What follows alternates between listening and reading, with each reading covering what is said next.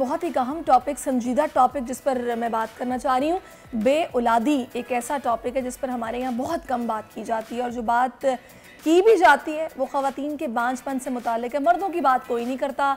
मर्द हज़रात टेस्ट करवाने से हिचकिचाते हैं और वो कोशिश करते हैं कि उनके हवाले से बात ना ही हो। जो मसला है इस खातून के साथ है, नई बच्चे पैदा हो रहे, दूसरी शादी करवा दें।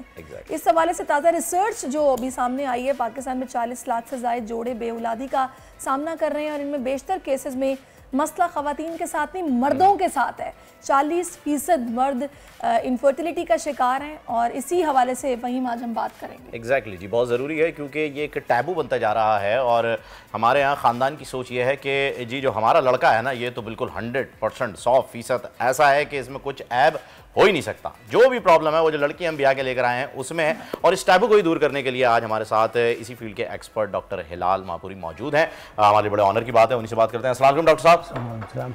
अच्छा डॉक्टर साहब, अभी जब थोड़ी देर पहले वक्फे में हम आपसे बात कर रहे थे तो हमारे पास डाटा आया था कि जी 40% इस केसेस में मर्दों की तरफ से प्रॉब्लम आई है। तो आपने हमें टोका और करेक्ट करते हुए कहा कि 40 नहीं जी 70% केसेस में जो है वो मर्द जो है वो इस वजह से जो है बेऔलादी का शिकार हो जाता है वो जोड़ा। तो क्या ऐसे आपके पास डाटा मौजूद है, और ये इस खबर को मर्द जो है वो ओन क्यों नहीं कर पा रहे हैं? देखिए, उसकी वजह जो है कि हमारे यहाँ जब बच्ची की शादी होती है तो उसके जो लॉज होते हैं उस अभी 6 महीने गुजरते नहीं हैं कि खुशखबरी नहीं आई। हाँ जी बिल्कुल। उस खुशखबरी के चक्कर में वो उन्होंने आस पास के जो डॉक्टर उनको दिखाना शुरू कर देते हैं, और जो डॉक्टर हालांकि क्वालिफाइड डॉक्टर होते हैं, जो पीजी प्रैक्टिशनर्स होते हैं, उनको इतनी ज़रूरत नहीं पड़ती या उनके महसूस भी नहीं करते कि उनके हस्बैंड को बुलाएं। हस्बैंड नहीं आते, कोई मसला नहीं है, आप आ जाइए। अब वो सालों 1 साल 2 साल लगा देते हैं कि जी आपका लेप्रो होगा, आपका हिस्टो होगा, आपका प्रोलेक्टिन होगा, FSH होगा, T4 होगा, T3 होगा, कुछ नहीं तो थायराइड की प्रॉब्लम, वो थायराइड को भी डाल देंगे उसके अंदर। ये करते करते साल 6 महीना खींच देते हैं।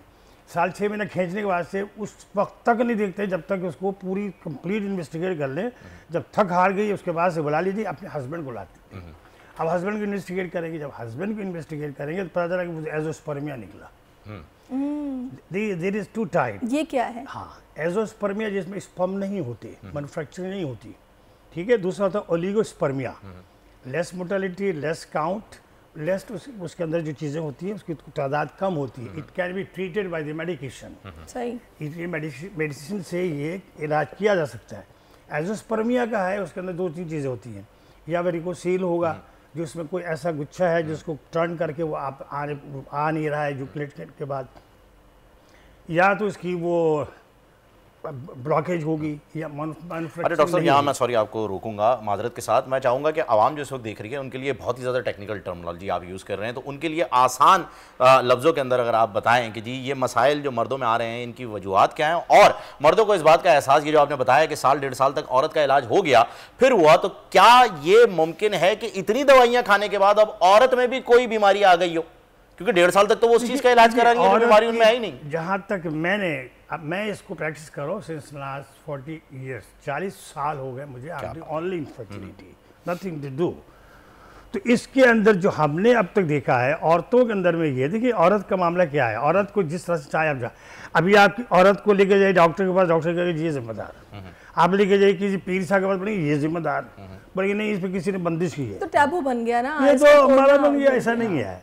हाँ, औरत देखिए सबसे बड़ी चीज़ तो है कि लड़की जब शादी होकर दूसरे घर जाती है तो उसका एक नया माहौल मिलता है, नया घर मिलता है, नए लोग मिलते हैं, उसका उनके रहन सहन चेंज हो जाती है, मैंने खुराक पहनना सब चेंज होता है।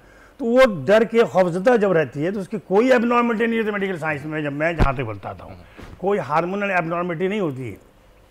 और हमारा जो डॉक्टर है माजरत के साथ, वो हार्मोन इम्बैलेंस है, प्रोलेक्टिन नहीं है, ये हार्मोनस की जो चीज़ें होती है, हार्मोन करते रहते हैं, वो करते करते करते करते टाइम। अच्छा डॉक्टर साहब, मुझे ये बताएगा जिन मर्दों में इनफर्टिलिटी के प्रॉब्लम्स होते हैं उसके सिम्टम्स क्या हैं? कोई सिम्टम नहीं है, कोई सिम्टम नहीं। जब तक हम उसका सीमेन एनालिसिस नहीं करा लें,